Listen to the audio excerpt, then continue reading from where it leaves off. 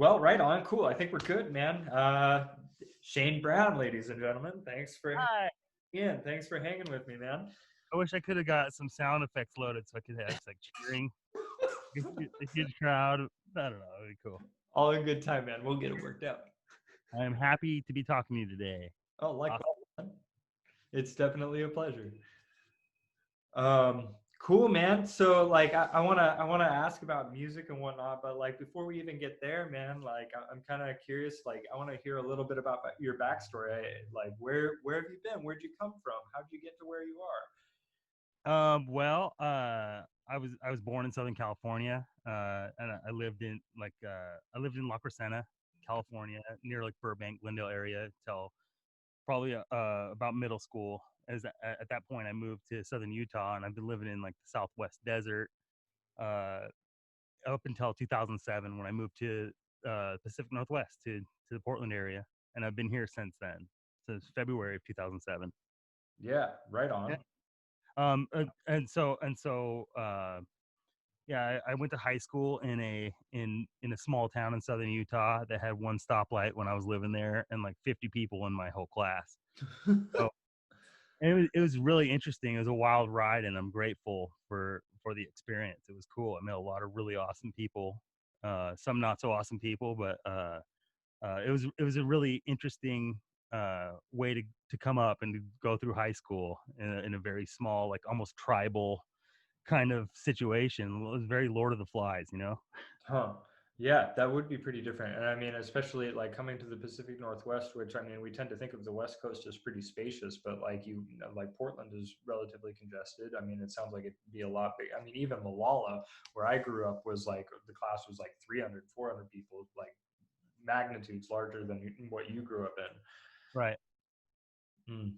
Yeah, it was interesting, and my time I spent in Southern California, I was living predominantly with my mom, and she had a strict set of rules, and I mean, she was just being a parent, like, and going to live with my dad, it was like I had no rules other than to like I have to go to school because if not, we'll have some sort of legal problem, and basically made my own decisions when I would go to bed or what I would be doing. I had no restrictions. It was a very wild transition for me. Hmm. So I did a lot of shaping of my personality, both flaws and points of interest, I guess. I think were developed in that stage of suddenly being given ultimate and complete freedom. You know, I had to kind of figure things out quick on my own rather uh, than having someone watch out for me. Really, I had to kind of learn some stuff the hard way. I think it's Uh, interesting because it seems like it started really early, but like I just in the bits that I know about you, you seem to be very diverse in how you invest your time, and your like your aptitude at picking up new skills has probably contributed to your upbringing. It's one of the things that I really admire about you is you seem to like just like dive into something and like feel like you'll take it on and you embody it really quickly. yeah. Well, I mean, varying degrees of parenting ideals between my mother and father, through and through, both of them were incredibly supportive in anything I had mild interest in. They would be like, well, you could just do that if you want to, and Yeah. they kind of never made a case for why it would be difficult, or maybe even not the slightest bit of discouragement was presented to me. So um like one thing I do, I like to carve sculptures out of wood, and that came about simply because living with my mom, she was pretty broke during this period of time, and she was trying to find like free stuff for my sister and I to do, and we like stumbled into a rec center, and it was a like seniors gathering every Saturday, and they had a wood carving guild. Everyone showed up, and they were all, like white hair elderly people. And when we walked into their meeting, instead of going, "Hey, we're having a meeting," they're like, "Come see what we're doing." And and Yeah. I was wildly interested in it, watching these people, these craftsmen who had spent, some of them were just getting into it, which was cool too. And some of the old people were just getting into it, and you could tell the varying degrees of talent and skill. And I remember like one thing that really caught my attention was this older this guy named Gene Wyatt. He was kind of like the Barnum and Bailey of the. He was the ringleader of the Woodcarvers Guild, and he had carved an alligator with a human leg sticking out of the mouth. And I was just like totally blown away. And like I remember thinking, like, one day I will also carve the alligator with the human leg sticking out of his mouth. And I was blown away. We would we would leave and come back to this meeting, and during the week, all these old people that are retired and hanging out in their little wood, their little wood shops, they would go through their drawers and they would find stuff that they had double of or just didn't need because they had 15 of them or something, and they'd bring it back on Saturday and say, here's one for you and here's one for your sister. And a lot of these tools that were gifted to me, I would say I was between 10 and 13. I was acquiring these tools from these people that I became friends with. I still have them and I still use them. They're awesome. They're bulletproof tools. I'm going on a tangent about wood carving, but there was uh, many instances where I was um, around people who um, gave me the confidence to just decide I could do something and just go ahead and try it out and see where it goes. I never really enter into a project thinking like I could totally mess this up and it would be worth nothing. It's like it will be something. I don't know what it will be, but it's worth doing. And so I'm gonna give it my best shot. It's it's a pretty cool thing, and it's not lost on me how lucky I am to have had that encouragement and had that creativity fostered in me by so many sources. Yeah, man. Yeah. That's a really unique story. I mean, I don't feel like you speak about it really openly, and it's not a parenting style. It's interesting because it's like hands on and hands off simultaneously. It's like they Yeah, let you to like orient yourself and choose your direction, and then once you had like fixated upon a direction, they yeah, gathered behind you, and like it sounds like the entire community, like you found yourselves constantly in community that was empowering yeah. and encouraging. Well, yeah, and there's more to it. To it, there's like all the neighborhood kids wherever I was living with my mom. She like all my friends that down the street, my friend Ryan, my friend Keith down the other way, they'd all kind of converge at my house because there was something cool going on. There wasn't someone watching daytime TV telling them to go play outside because you're being loud. My mom's like, hey, I got this ball of yarn and I got these these popsicle sticks, we're gonna make some cool things. And she'd get enough to do for all the kids to do it. And like I recognized early on, like, oh wow, this is some sort of point of wonder. People are paying attention to this and are excited by it.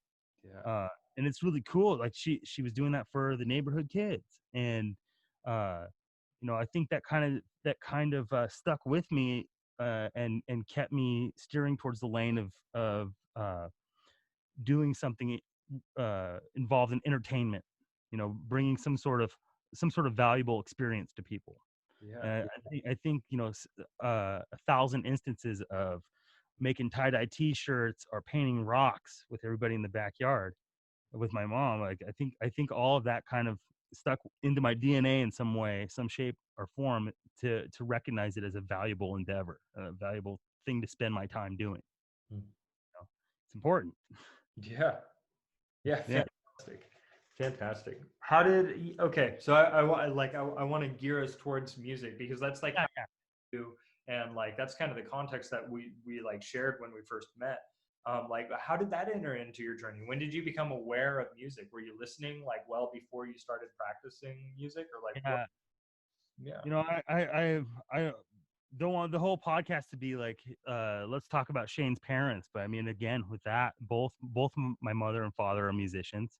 My dad's more like rock, Keith Richards style guitarist, and my mom's, I believe what she does, bohemian folk jazz. She plays acoustic, and she's still a working performer. She's Yeah. a musician.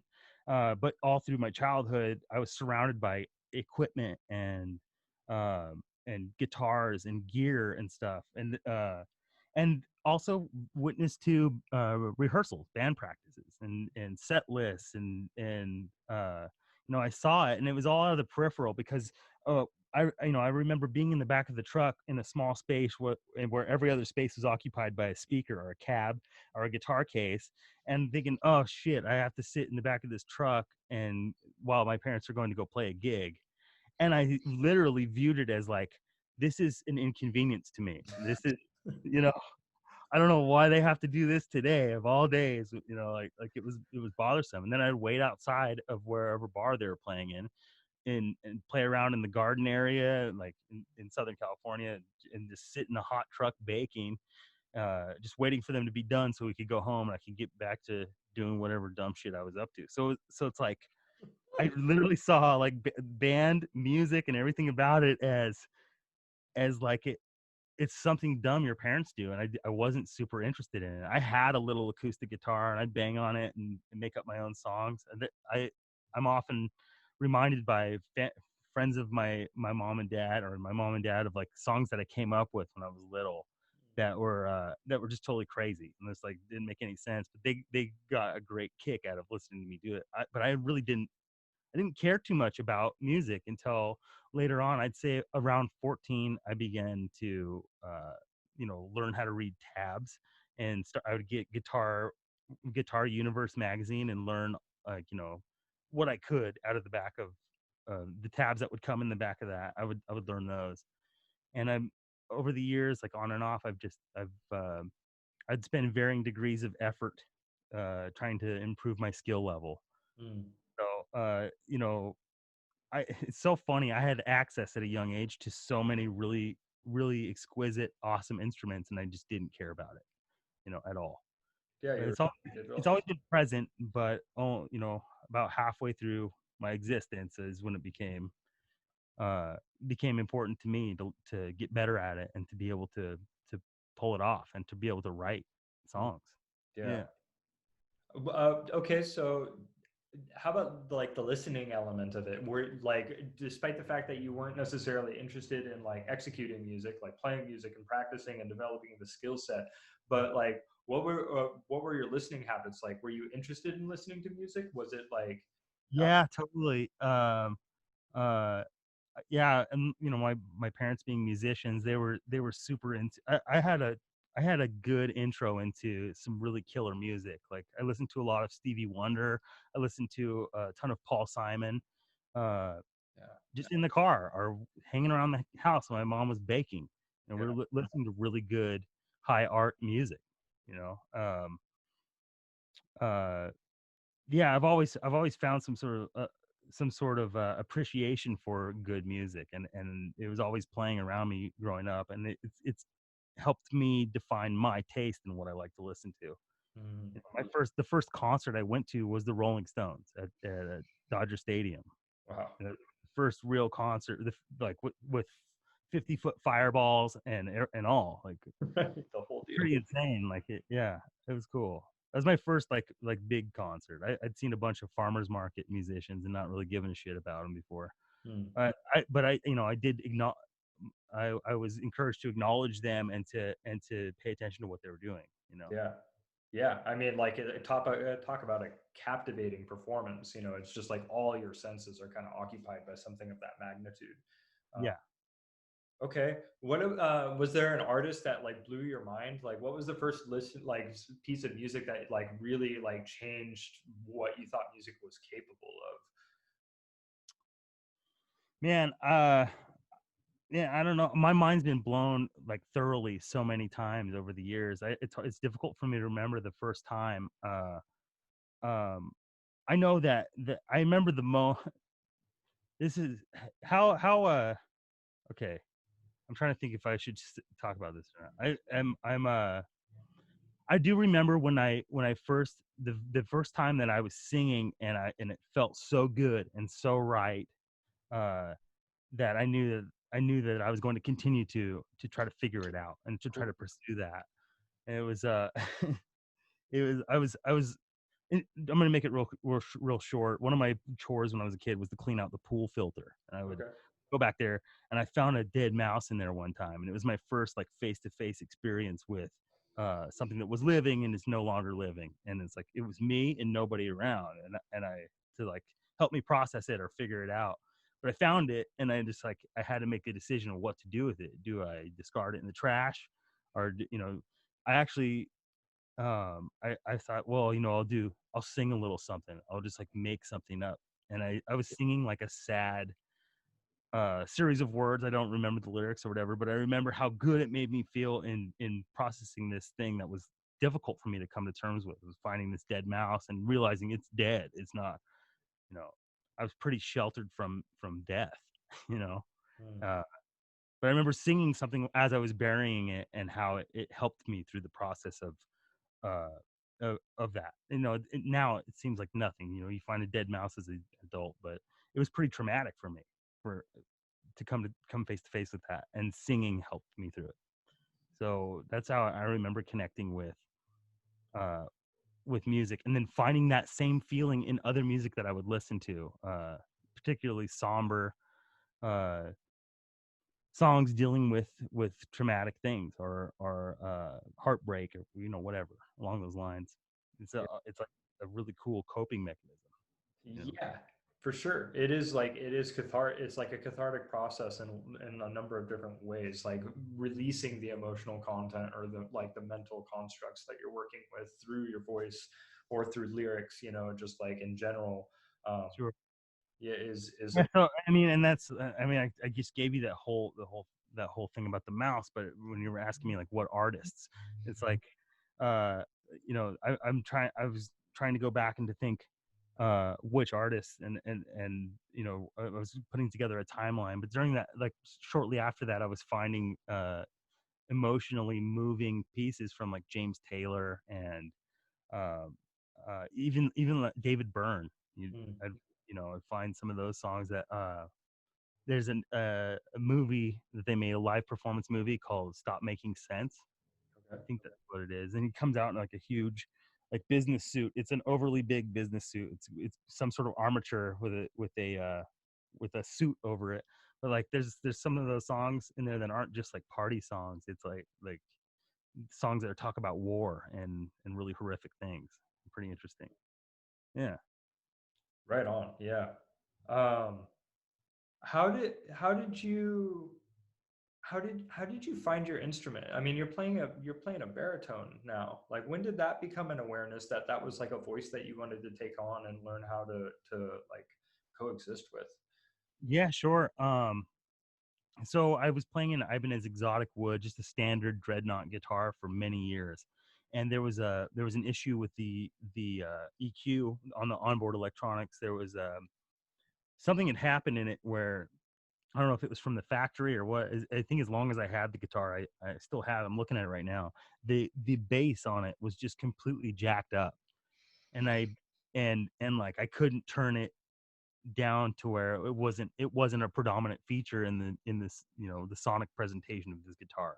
So I was using that to essentially add bass lines to songs. Like most of my bar chords and everything, I would maybe stop a little while extra on low E string, and be rocking these rhythmic kind of progressions with a little bit emphasis on the lower end. And there was a point where it was so important to like my writing process, or just the feel of the stage. It may have even been my particular sound system was somewhat anemic on the low end of the spectrum, but I wanted more of it. And the natural, the thing that you do when you want more bass is you got to get an instrument that's capable of producing more bass. Yeah. So I put like a call on Facebook. This is maybe 3 or 4 years ago. I was like, "Who's got baritone guitars? What do you know about them? I want to talk." You can easily Google that shit, and you can find any answer that you're looking for Mm. through Googling. But if you talk to people who are musicians that you respect, or just someone who's doing something cool, they might be able to point you in a direction that you can't just come upon with Google. So one guy, there's a lot of people that had things to say about baritones, like you should just get a bass six, and that's pretty much what it is. But one gentleman, his name's Andy Anderson. He told me he had a baritone, and I should come take a look at it. And I came over to his place, and he presented me with this. Hold on. with this Alvarez. Is a big fat Barry guitar, Wow. and and I was like, well, uh this I played it a little bit and was instantly like, oh shit, yeah, this is I can manipulate this with some EQ and find the level of bass that I'm looking for at that particular time. And I was like, what do you want for it? And he just gave it to me. He's like, you just make like just go ahead and take it, and you make awesome music, and I want you to have this. Yeah. And completely like, what in the heck, man? He's a he's a local. He was a local songwriter for a number of years, and he's just recently moved back to Shreveport, Louisiana. I talk to him occasionally. That guitar got me on the path um of utilizing a baritone guitar. And I've been writing with berries and stuff. It's interesting through quarantine and stuff, playing by myself. I've been playing a lot more in standard, but the berry is has opened my eyes to um just some really cool arrangements that I wouldn't have otherwise found out about. Mm. You know, I like it. I'm more comfortable singing. My voice is somewhat. Uh, I feel more comfortable singing in a little bit lower than what I was with the standard guitar. Yeah, so I mean, it sounds like that when once you started experimenting with writing and spending time that way, you kind of like noticed the instrument shift from like a standard guitar towards baritone. Is that about right? Sure. Yeah, sure. And also I was having way better luck on stage with in a live setting with as far as getting a crowd pumped and getting people to dance. I mean, it was the bass in it. Hmm. And it gave me some sort of edge, I believe, that was more advantageous than just a singer songwriter setup, with the acoustic guitar. When I was able to like thump out these bass lines, there was a noticeable difference in the way my performance was received. Yeah. Um, and I liked it. I got like I started going, oh, this is what performing is. I get it now. I'm actually like somehow through via sound casting a spell over this room to change it from what it would normally be. Yeah. And it's like, oh well, I might as well be a sorcerer at this point. It's great. Yeah, it is. It's wizardry, man, for sure. There's definitely an element of magicianship in musicianship. Um, Cool. This is yeah, this is fascinating. I want to hear you talk about like what like one of the things that you're distinguishing about how you approach singer-songwriterism is like through like the instrument and your like valuing of a well-rounded like sonic presentation, like the low end being present. What Yeah. are the other ways that you feel like you're distinguishing yourself in like singer-songwriter? What's the type of Yeah. that you're playing? Look, Style? sure. I'm happy to address this. I just want before I go further, it's like when I'm saying I had an advantage over like a normal singer songwriter, uh, like sound or presentation. That's not to discredit what anyone else is doing, and this is strictly just a difference in my personal journey, my experience, because I've seen one guy with a ukulele rip up a room. There's no rules. It was just this is the lane of travel that was easiest for me. Yeah.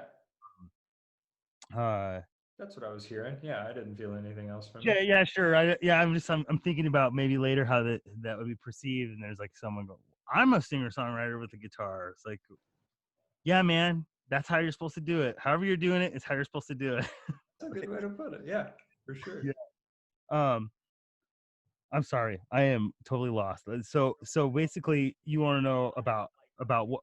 Describe your music. Yeah. Oh, sure.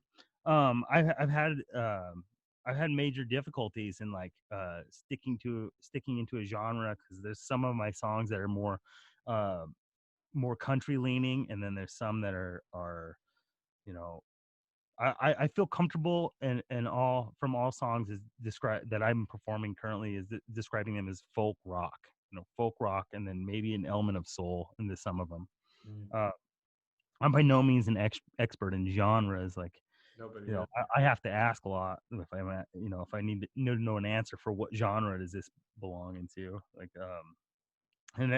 especially with I really love it too because if I do have a performance or there's someone who's listening to my music who, like, for instance, someone who's billing a show that I'm booked on who needs to know my genre so they can promote it more effectively. You know, I'll be like, you know, they're listening to it and having a really difficult time classifying it, and it's pretty much their job to be aware of what genre of music a song fits into or a musician fits into. When someone's at like gets a hold of me who has a great experience with classifying music as this is country, this is alt country, this is, you know, this is folk, this is singer songwriter. I love that. Absolutely love that because it's an indicator that lets me know I'm doing something that may be different than what's you know what's heard a lot. When it's confusing someone like that, that's at that level of classification, you know. Um, though I wouldn't I don't feel comfortable sticking in any genre in particular, but except for saying that it's folk rock, you know. I think that like I would agree with that. I think that that encapsulates it really well. One of the things that like I think folk has a priority in is the storytelling, and it seems to be that you value that and make that a huge part of like your presentation is like what you say with your voice and the story Yeah, go along with it. And so that resonates with me. And like the whole rock and roll thing, I mean, like yeah, I would say that like the rhythms that you choose and like the harmonies that you choose fit inside of that too. I would say that that's totally accurate and a really nice cool. way to kind of sum it up. Awesome. Yeah. Thank you, doctor. I appreciate. I suspected as much. Now I know. Awesome. Yeah. Um, Um, cool, man. Yeah, this is fantastic. Folk rock. What are some of like what are some of the neighboring like artists that you find yourself like kind of relating to in regards to like that things that you're listening to or people that like within your community? Like what are some of the territories that you like the communities that you find yourself affiliating with? um, man, I'm let's see. I'm not exactly sure. Some musical communities Let's start there. um, And we can go okay. other directions, but let's talk about the musical community. Okay, I affiliate with, you know, almost all music communities. I guess I sort of I feel like um I can fit into to any of them in some aspect. I really do. I like rock shows. I like you know, docile singer songwriter stuff that you can be found at Artichoke Music. I like that crowd of people. They're very Artichoke. thoughtful songwriters. I like the country bands out in the area you're from. I like man, I feel like that I can connect with any sort of music community on some level. I feel like I belong, you know.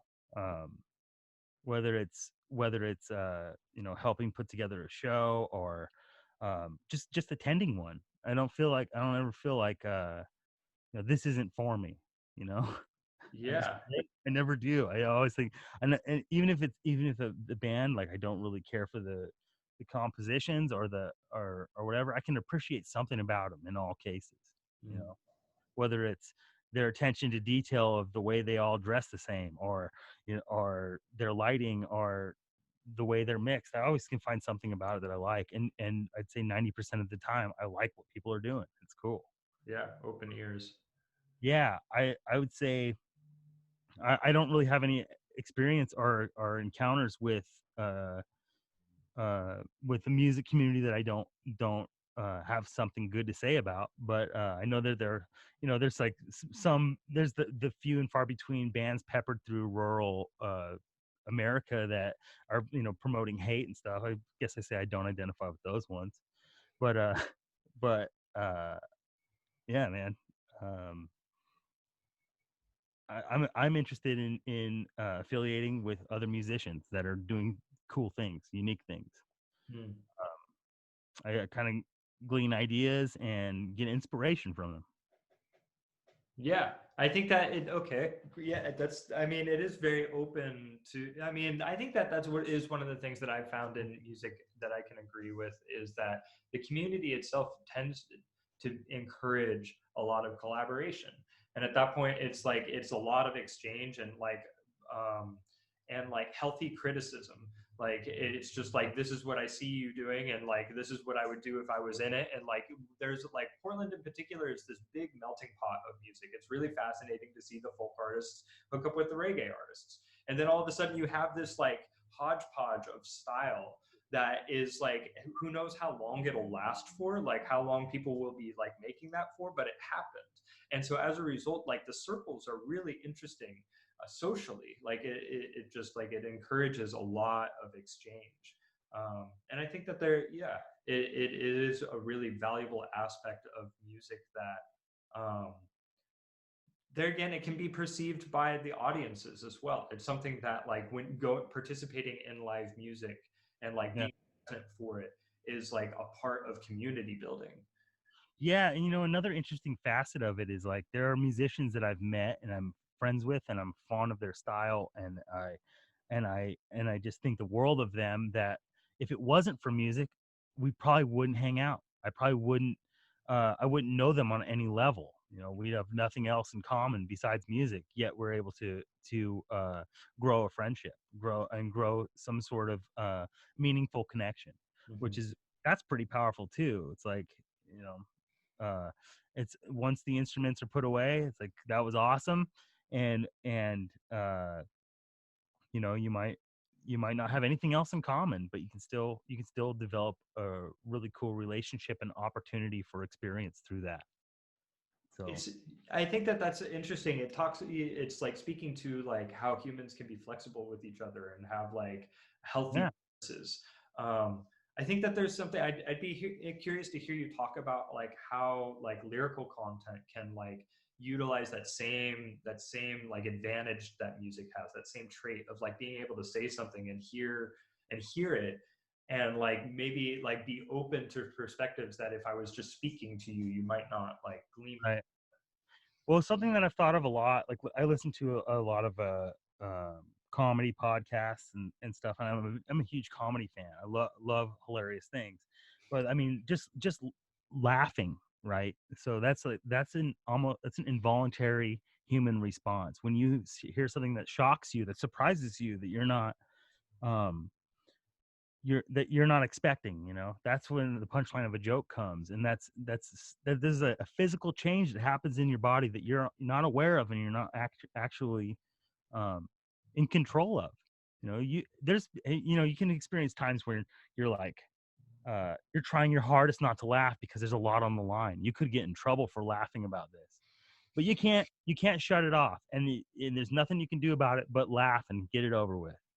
you know uh I think that there's other emotions that aren't so outwardly visible, that are evoked by music, Mm. and not just like every song. It's like when someone connects with a particular song, and you can be driving and you notice your goosebumps raising on your arms because something hit you in such a profound way, and it's maybe the presentation of an idea, or even as simple as the the the way in which something is said strikes you as being just beautiful. It's poetry, it's art, it's I think there's like an involuntary thing that will happen to you that causes you to think deeper, to dig deeper into how you feel about something, or how you that shitty thing you did 3 years ago. Mm. Processing things like it's this it's a catalyst for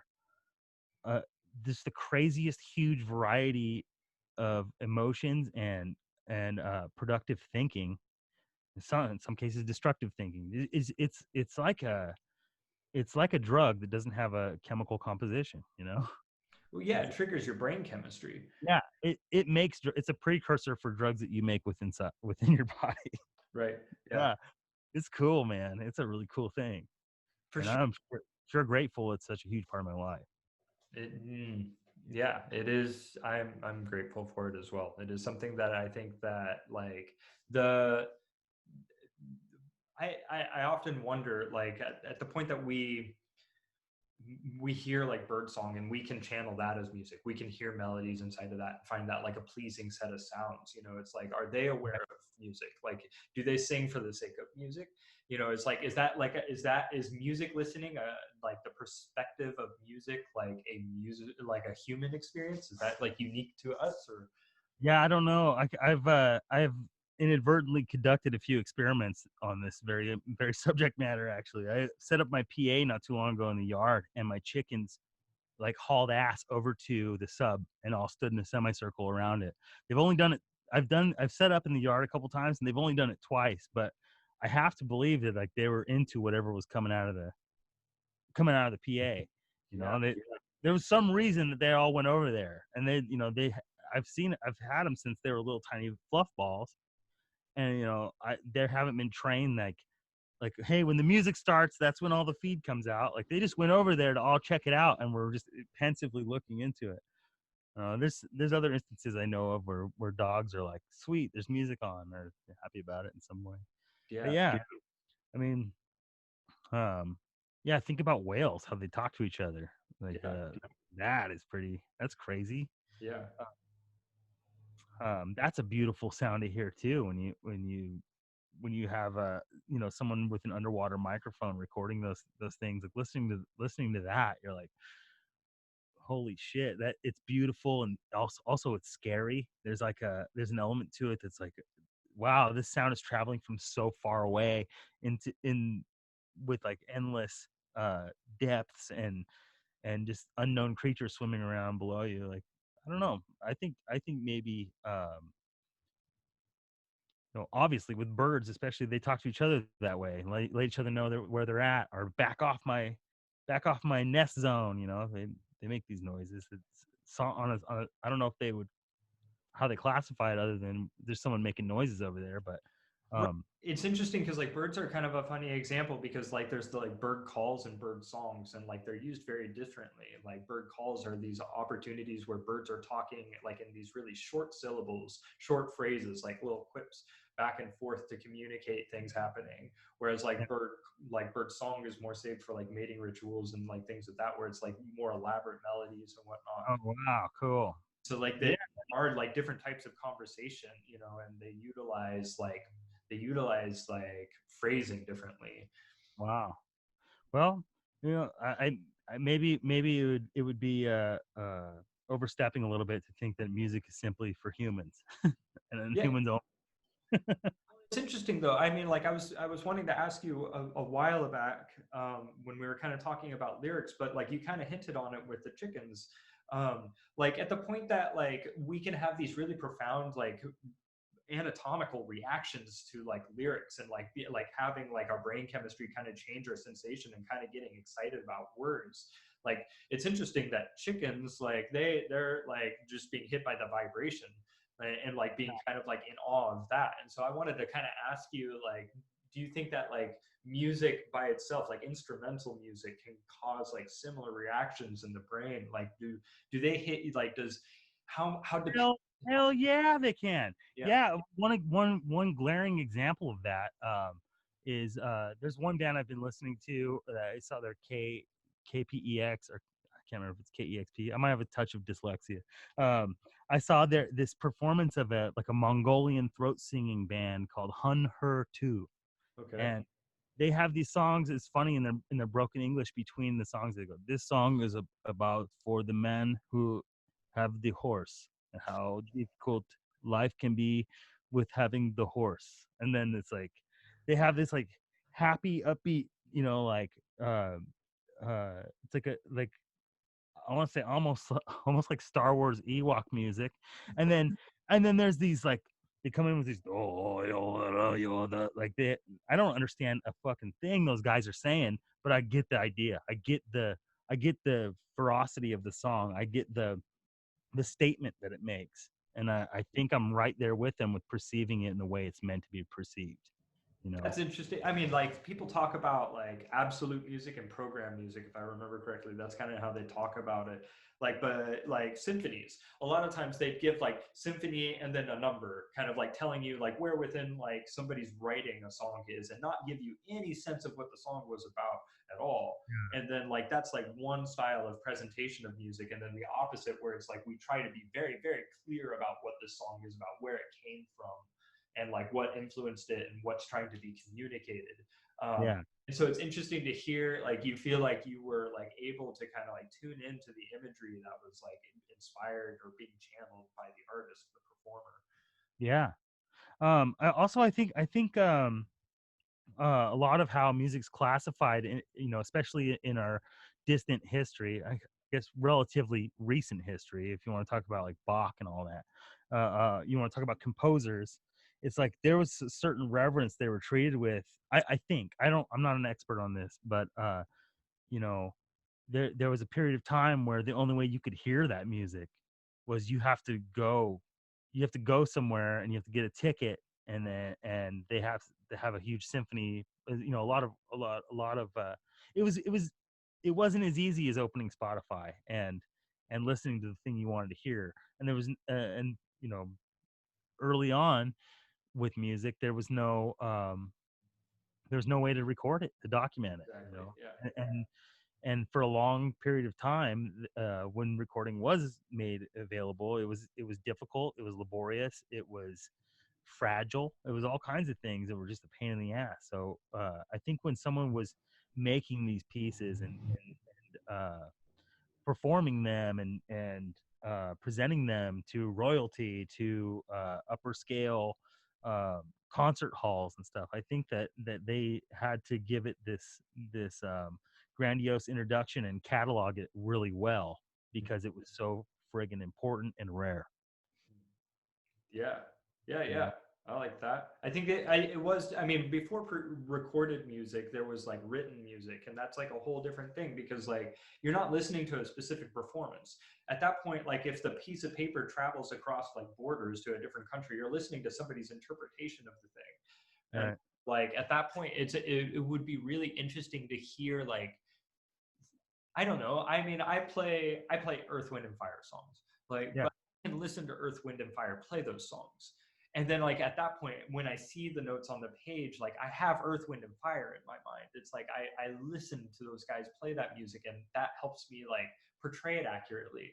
But like at the point that it's just a piece of paper with some ink on it, and that's what travels say a couple hundred miles to a pianist over here, like, and they Yeah. interpret like it would have been really interesting to be able to witness the variance in music like Yeah, if you were slinging music back in the day, I bet it pretty simple formula how to get a gig. Just be good at playing.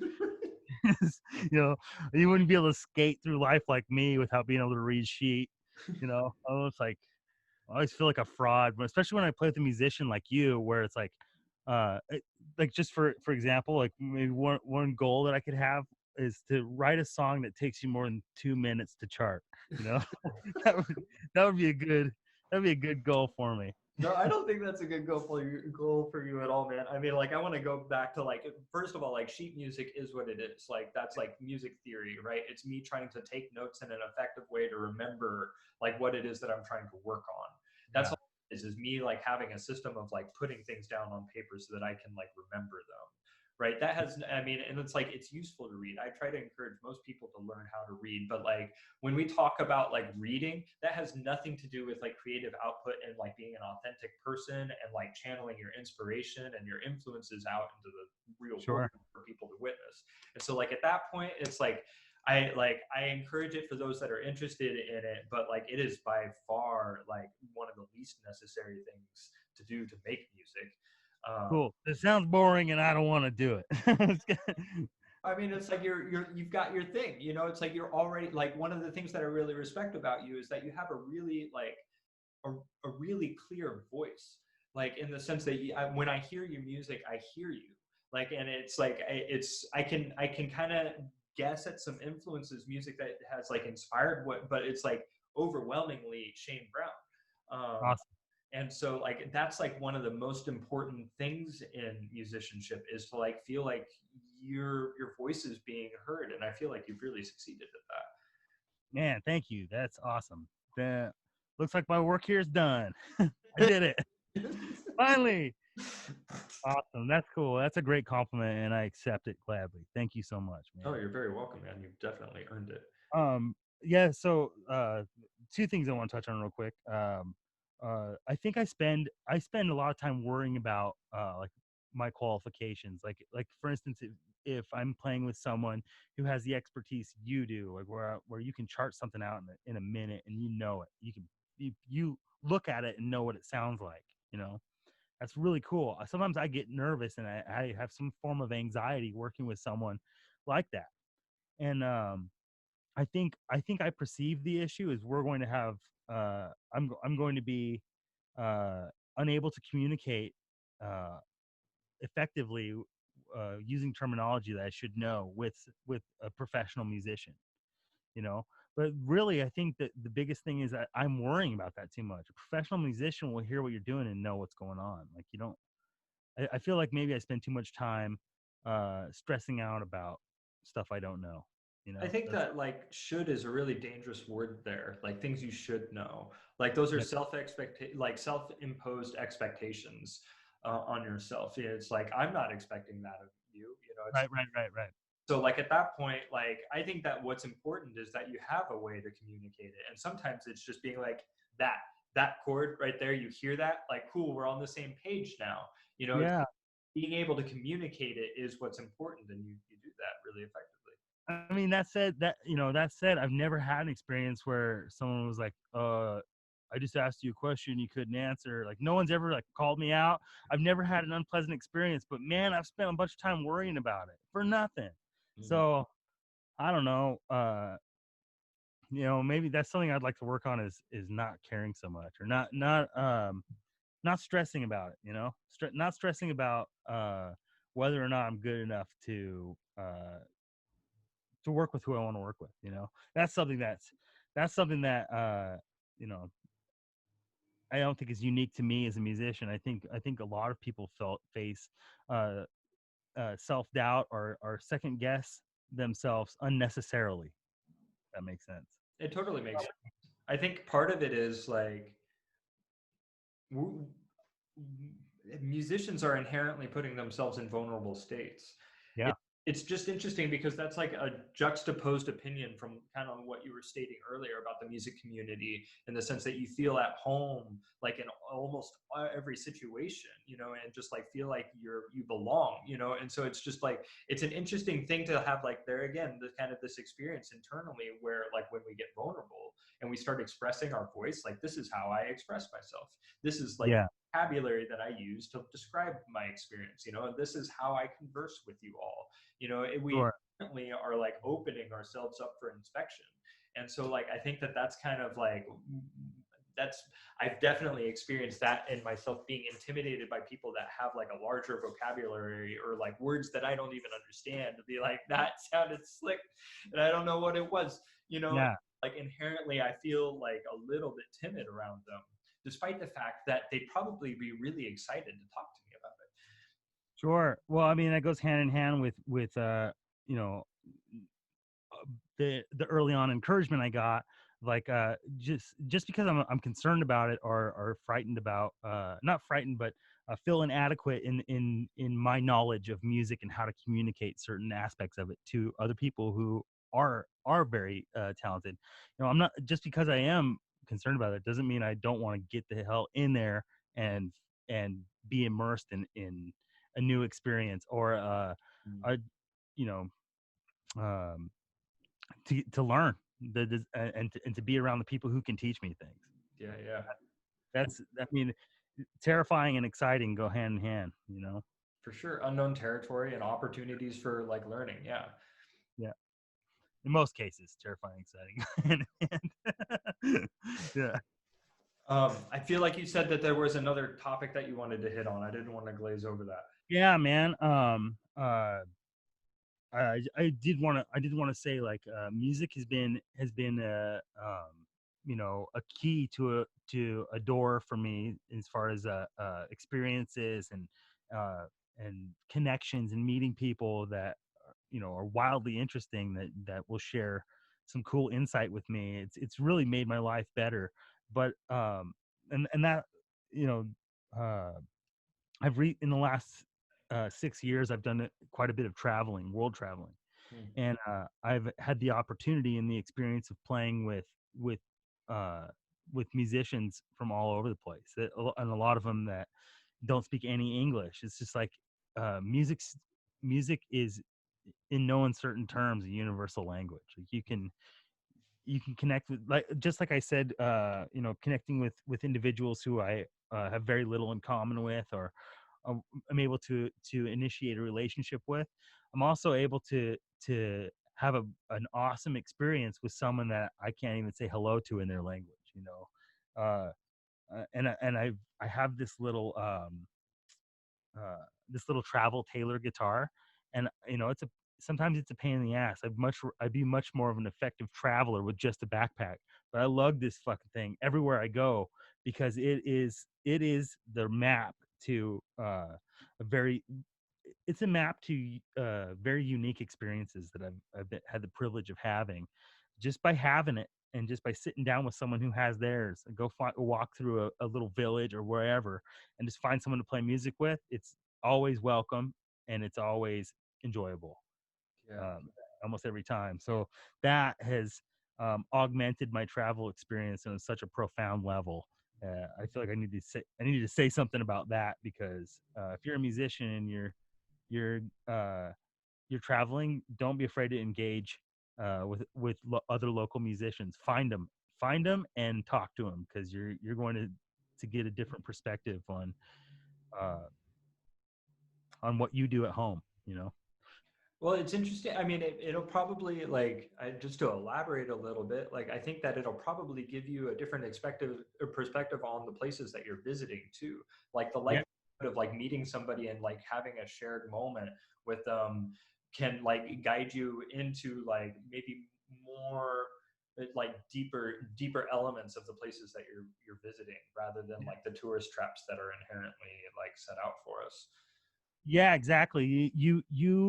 By doing this, by engaging people, finding out where the young people are making music and art and going there, Mhm. you um, you become uh, less of a white guy with a dollar sign walking around over his head in some third world area, and more of like a welcome visitor. You know what I mean? Yeah. Contribute. That's been my experience. For sure. I think that it's like it's an offering. Like at that point, you're contributing to the places that you're visiting rather than just contributing shallowly. You're like it's a more vulnerable and authentic contribution to the places that you're Right. experiencing. And one more thing too is, like, in some areas it's extremely difficult to acquire guitar strings. So Mm. if you have a spot in your backpack that you can stack up a whole bunch of, you know Diodario, just medium acoustic strings, and you can just have those with you. Plop that in the lap of a kid that's playing guitar with two strings on it that's rusted through. You might as well you might as well be a space alien that's coming with great news. They're like, no way, no way. So I gave a set to a kid uh was playing on two strings. It was like a B string and a D string, and it sounded cool what he was doing, and I just like plopped him down. I was like, here's for your guitar. You figure it out. And he's like, you gotta come meet my dad. I'm like, I don't need. I don't need. He was insistent, and then next thing I know, I'm on a 15-minute bike ride to go meet some guy's dad. It's cool. It's awesome, and that's how I intend to travel for the rest of my life. So Yeah, that's really beautiful, man. Those are stories that I haven't heard before. That's a very nice integration of like something that like something that you value being shared wherever you go, and being able to mm, like plant it, yeah, and leave. It's like it's like there again, like one of the coolest things about music is that it's like a synergistic experience where both parties thrive from it. It's like yeah. have that memory forever, and that kid and his dad have that memory forever. It's like likely that's a fairly profound moment in all y'all's lives. And in some cases too, like where like I said before, strings are difficult to get. Um, when your buddy gives you a set of strings, you're like, man, That's think of how cool that is. If you so your buddy has a set of strings that that you use, and he's just like, here, I don't need these. You'll probably use these at some point. Like I can drive 15 minutes to Guitar Center and go get as many strings as I want almost any time. But even in that circumstance, it's really awesome. But when you can't figure out how to get guitar strings and someone gives you a set, that is something else. That's that's more magic. Yeah, yeah, it is more magic. There again, I think that a lot of times, like gift giving is a way of like imbuing something with intention, and like that just inherently makes it more valuable. Absolutely. Yeah, Absolutely. I'm super into that. yeah, gift giving is an interesting skill in itself. Um, Yeah. um, cool. I wanna ask you about like some of your influences in regards to the things that you decide to communicate about. Like how much of what you decide to like tell your audience is like autobiographical things that you're having versus like maybe fictional or maybe more abstract influences that you're kind of trying to convey. That's interesting. I've just been thinking about this actually. I mean, statistically, in my experience, songs that come from a real place or a real experience that you had, they find their way, they find their pathways to connecting with your audience a little bit easier. That said, if you're writing, if you know, writing a good song, in my opinion, it's a lot like there's some other art forms that it's akin to, like directing a good movie. You know, you got to paint the picture in a way that's real, that you can conjure up the imagery for easily. Sometimes you have to um, writing. Okay, so writing from like a really traumatic thing like heartbreak or like a really sad song, it comes easier because you're enveloped in this emotion, whereas like um writing these like a happy love song, for instance, sometimes can be more difficult to spend enough time on to be genuine about, in my opinion. Um it's interesting because like being in a really cohesive, friendly, thriving relationship, sometimes it's difficult to write a song that that um, that connects, that is doing its job as far as like helping you process emotion, because everything's fine. It's like uh, it's a boring song to listen to sometimes, in my opinion. Wow, I am babbling. Okay, No, so no, I'm engaged. I'm trying to figure out a way to convey this. It's only recently in the last few years that I've been able to write. I've been able to start writing songs that convey uh, positive messages, I think. Uh, So what are the tricks there? Because like I would agree that inherently it's easier to spend time like composing like thoughts that are like helping you deal with struggle, things are yeah, in your experience. But like what are you finding like what are some of the methods that you're finding are giving you momentum in the direction of like like speaking about like positive experiences and like all things. right, got this. I got this. Okay, so it's easy to write. It's easy to write heartbreak, breakup songs, or uh, you know, tragedy songs, because when you're writing them, you're in it, you're experiencing it. And I think that for me specifically, in order to write songs that have a positive message or something, I need to already have processed it and sing about how I did it, or sing about what the feeling is like getting over it and accepting it. Mm, Um, it's the long game as opposed to the emergency medical, yeah. the emergency attention. I think that um, uh, after you process and after you've gone through all the stages of like um, acceptance, like accepting this gift of love from somebody else, or this or someone who you're really mad at, that you now forgive, and you truly forgive them. Like, you now that you've had that experience, you know enough about it to say something meaningful about it.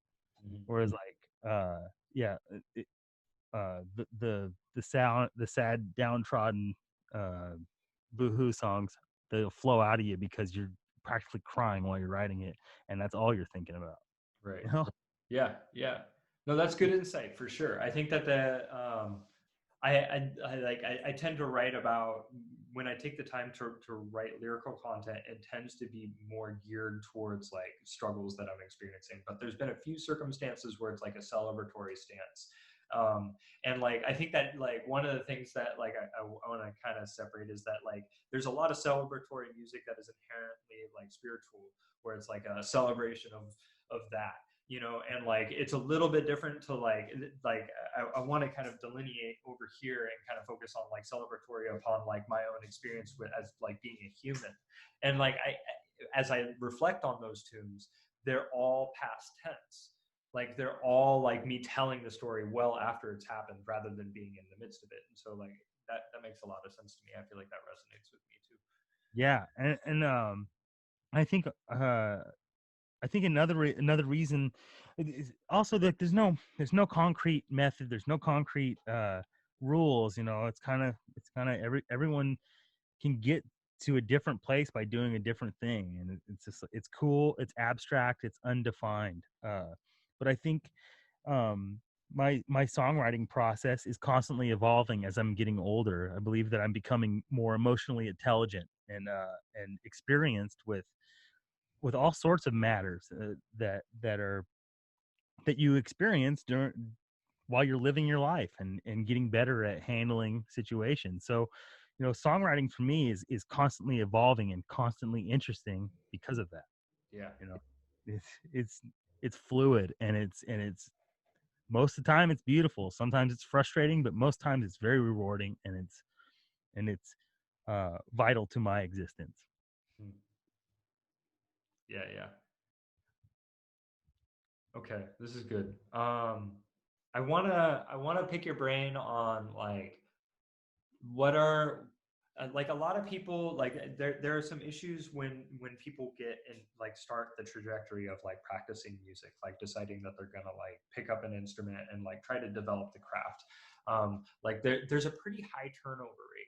I feel like there's like at a certain threshold people kind of like start to like get to the point where they realize where it's like challenging and kind of like to start to take it less seriously, maybe get intimidated by the journey or something like that. I'm kind of curious as to if you're willing to talk about some of the challenges that you witnessed within like your developing of a craft, and like some of the methods or some of the like tools that you came into awareness of that help you overcome those challenges. Yeah, sure, man. Uh, I've I feel like I faced a lot of challenges as far as you know, wanting to. I've like I've said, I've gone through some changes in the in you know last 10 years where the experience of music and performing were altogether different. A lot of times I was frustrated coming up and just not that I'm up anywhere, but getting to where I'm at now. I was frustrated in my journey because I wanted to just go and perform and have these good shows and command the stage, and I wasn't being honest with myself about how much work I was putting into practicing and how much work I was putting into creating a desirable product, basically a desirable experience for people. In some ways, I believe I was delusional for quite a while. Hmm. it's, it's strange to admit, but I maybe delusions of grandeur almost. Like there's a lot of humbling moments of like listening to myself back from a recording where I'm like, oh my god, I gotta practice guitar. This is unacceptable. But you know, while I'm doing it, I'm thinking like, this is awesome. I'm awesome. A lot of that had to do with a lot of that.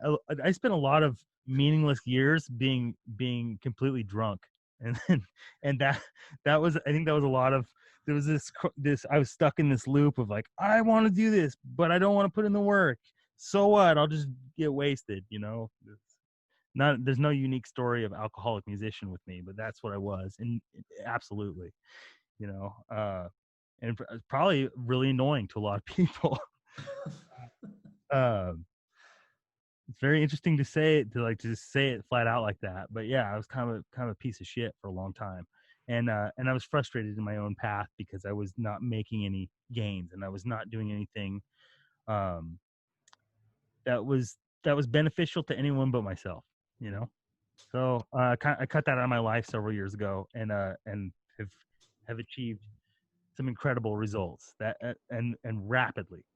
um, putting in the work, putting in the time to practice and to hone my craft, and being very real with myself um, about what I'm capable of and what I should attempt. You know, Yeah. music. Yeah. Um, that was challenging. Also, not having a really good grasp on your sound. You need to really spend time on that. You need to figure out um how to be in control of your sound. Basically, you need to know what you're giving to a sound guy, or you need to in some cases be your own sound guy. You need to understand some simple things about you need to identify what the sound is that you want, and then you need to know how to get there every time. You need to know how to get there. You need to have a good understanding of your unique sound.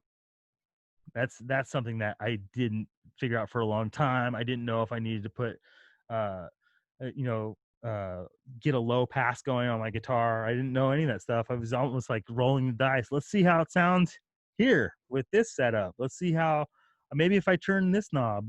Getting some basic knowledge on, and you can do that by connecting um, with someone who does know those things and learning what you can from them. And I've been lucky enough to know quite a few people who are proficient with mixing and live sound. That was a big struggle because when you're on stage playing, I'm sure you've experienced this when you can't hear yourself or the guitar sounds like it's a banjo coming through your monitor. That could screw your whole night up, and Yeah. you know what's a 45-minute set can feel like you were chained to the stage for 4 months. If the sound is bad, there's nothing you can do about it.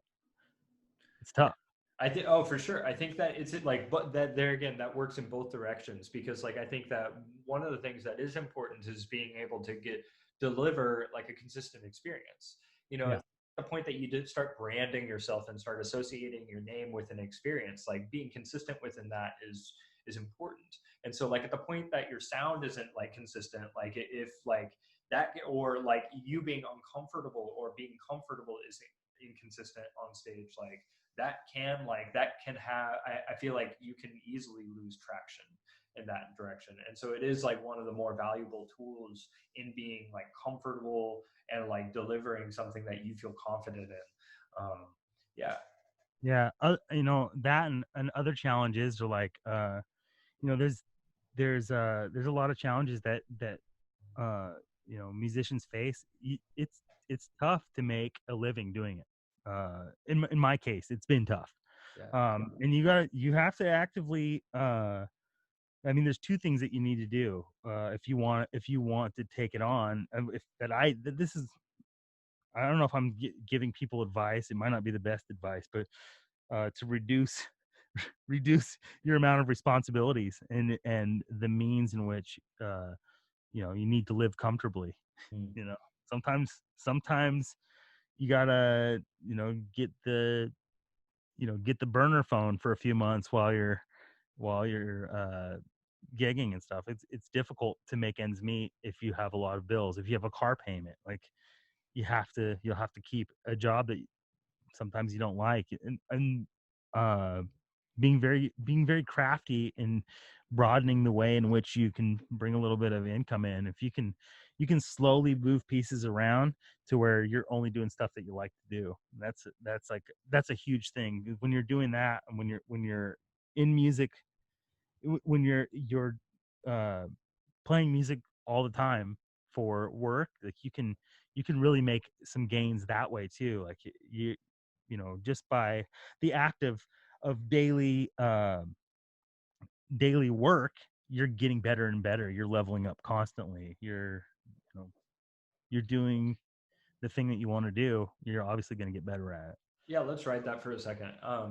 So I think that one of the interesting things that I'm experiencing as I'm starting to like me with musicians more often since the whole pandemic thing has happened is Yeah. how many of the people that seem to be like slaying the industry, just like playing so much, all these different types of experiences constantly, are talking about how they're so glad that they aren't playing this gig, this gig, this gig, this gig, and that once like the industry starts back up, they're wanting to like focus in more on specific things and maybe take a day job in order to like have music be this experience that is like specifically what it is that you want to be doing. And so I Yeah. one of the things that's like kind of like it's a thin line at the point that you decide that like music is what you want to be doing. There's a lot of ways that you can do music. And so like Yeah. really being clear about like what your trajectory is so that you can like avoid the situation where you're getting burnt out playing said gigs because now you're just doing music full time, and that's awesome. Yeah, man. If you like, that's a very interesting point, because if we were to have this conversation in February, I would be like, I'd like to move to where I'm not doing so much music. You know, Eh, I guess that you're talking to still in quarantine, pretty much. You're talking to that version of me who is pumped as can be that there's some gigs coming in at this point. Yeah. Um, yeah, it fluctuates. There is such thing as burning out, but I mean, uh, you can. I guess for me, for me, it's pretty cool because each show is I put quite a bit into it. I put a lot into my presentation, the lighting. I put a lot into the sound. Um, I enjoy that aspect of it as well. I like moving speakers. I like setting them up and testing the room for how it's going to sound. Um, I think that the whole experience is like you can't just I wouldn't be satisfied just being a good musician. I want to be good at the production aspect of it as well. And I'm so excited at the opportunities that I've had in the last 3 weeks or so. I've loved it, and then I'm charged and I'm ready to go back to doing it as much as I can. Yeah. Provided that the global circumstances allow it. Right. But another thing about the pandemic is like it's forced me to confront some technology, like some stuff that I didn't really think was that important. It's been a very huge learning opportunity for me. I mean, just the fact that we're doing this right now, like this is all stuff I've learned recently, how to hook up my mixer to another device and to broadcast that, like, for live streams or whatever. And there's other musicians like such as yourself who are utilizing that to give lessons in a distance way. Yep. Um, I feel like in a lot of ways with recording and with production, I have a lot of time to slow down a bit and to analyze new possibilities and then to execute, learning the technology for them, and it's cool. It's been very helpful for me, and this will cross over into the live setting too. You know. For sure. Yeah. I think that there's like, it's interesting how many people I talk to that have like wanted to talk about the positive aspects that they're gaining from this whole quarantine experience, how Yeah.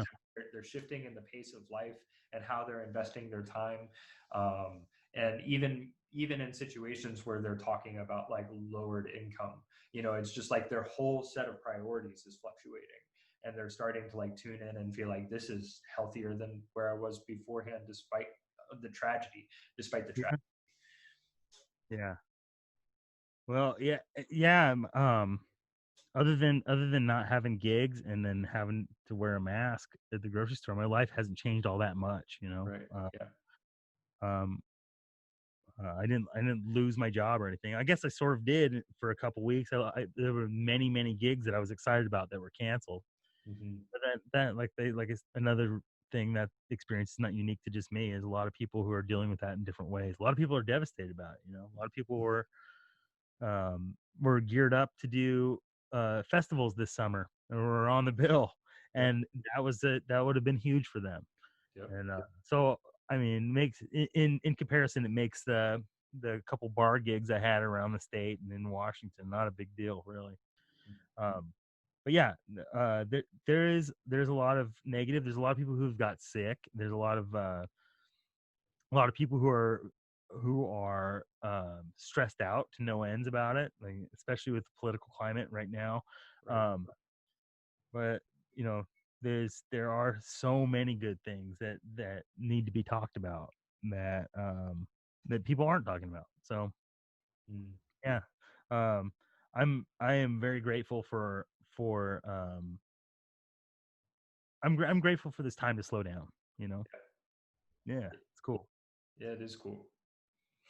Um, cool, man. I want to give you the floor, and if there's anything that you're feeling like is unsaid, or you want to like put out there into anybody who's listening, like here's your moment. Like, you have anything you want to say? Yeah, sure. Uh, One thing that I did want to touch on, uh, that about quarantine is like a lot. You know, I have spent an unusually long amount of time uh, by myself during this whole thing. Like I've spent a couple days without seeing anyone else in certain circumstances, and it's really been interesting like self analysis. An opportunity to maybe take a good look at yourself and the relationships that you have with others.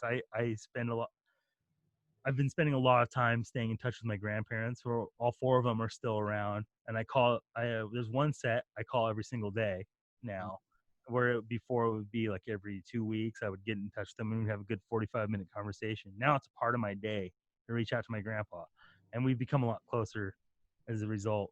But uh, one thing is I start working with not working, but I'll start like a collab with somebody, and then sometimes I won't follow through with it, and I feel like that's perpetuating the stereotypical flaky musician, you know. Um, it's just it sucks because sometimes I'm so wrapped up in it that I'm wrapped up in whatever I'm doing, whatever's right in front of me in my immediate field of view, that I kind of tap the brakes on something else. Like, you and I played a gig or two together, one gig together. You spent time to come chart out all my music. I wish I would have pursued that more because I love your playing, and I think that you're incredibly talented. Also, you're a really cool hang. So Yeah. Thanks, man. um, I appreciate this opportunity to say that to you and to talk to you face to face. I'd love to do that again sometime soon, and Man. I will create an opportunity for that. I'm excited about it, man. I Cool. really enjoy like the feeling is mutual. I feel like the interests that you have outside of music are like really wholesome to me, and I enjoy like how those manifest in the time that we share too. You know, musically, I feel like we have a blast together. Like you asked me to do something really like I feel like is unique to my experience, and so it's like it's really interesting to get to collaborate with you because Awesome. of the ensemble that you have built around your sound. And Sure. it's like it's really interesting to like have this shape, you know, of my musical knowledge, and you're kind of asking me to like contort it like that and be like, I want that facet, let's play with that. And it's like yeah, man. Yeah. There's to anyone who's listening to this right now, there's two videos on my YouTube channel. One is called Some Girls, and the other one is called Jilted. That features Chris on bass. They're cool. They're really cool tracks, and I had a blast doing them with them. Your hair's grown considerably since that track. You man, doing the shag, getting a big shag going. It looks awesome. Going up. Those are cool tracks, and hopefully before the year's up, we have another one up there for you to look at too. And Yeah, to that'd be a lot of fun. right Friesen. on, Chris. Yeah, only I guess the only other thing I would add is like for you listening right there, remember to only use your powers for good, and good things will happen to you. Yeah, man. Yeah, Oh cool. yeah. Last question for you, Shane. I'd be curious as to like who would you recommend for me to interview on this? Like who do you think would like have a really interesting perspective to offer to some of these concepts? Do I have to just say one? Oh, you can give me a few. All right, there. Okay, I'm gonna give you a couple. I think. Uh, um, okay, so my first one would be John St. Angelo from the band called Stolen Rose. Okay. They play they, they play awesome rock songs. Most of them are written by Penny Pape, who is the singer of that band. Okay. Um, and the reason I want you to talk to John is because he is 100% um who he portrays himself as. He is rocker. He's a rocker, and he is I mean they're I love these two, Penny and John. They are like cartoons of rockers. They're like real life Metalocalypse characters, and they're the coolest people. They're kind and thoughtful, and they're also hardcore. They're like they they are who they portray themselves to be. And John is a very interesting and thoughtful guy. I'd like you to interview him, and if not both of them together, that would be cool too. Okay, cool. Penny Tape's one of my favorite songwriters in the Portland area. She's got some really killer ones, and as far as consideration for songwriters go, she's often overlooked. Okay, So that excellent. would be that would be one. Another one is Crystal Lariza. She is awesome. She's in a band called, I think you know her. Do you know her? I feel like I've heard the name, but I don't think Do I've you? gotten to So meet. her and her sister had a band called Corner, uh, and they play. I used to see them at Rock Bottom all the time. Crystal did a bunch of stuff solo for a while, and now she's in a band called Never Come Down, which is I think a 5-piece bluegrass, like modern bluegrass band. They play some older stuff too, and they've taken some of her songs that she took from that she wrote that are with the band Corner, and they've kind of bluegrassified them, which is really awesome because I've known and fallen in love with the songs in their original skin of rock or acoustic, and then they've turned them into bluegrass songs, which was like an out of body experience to come listen to. I listened to them at a house show in Tualatin not too long ago.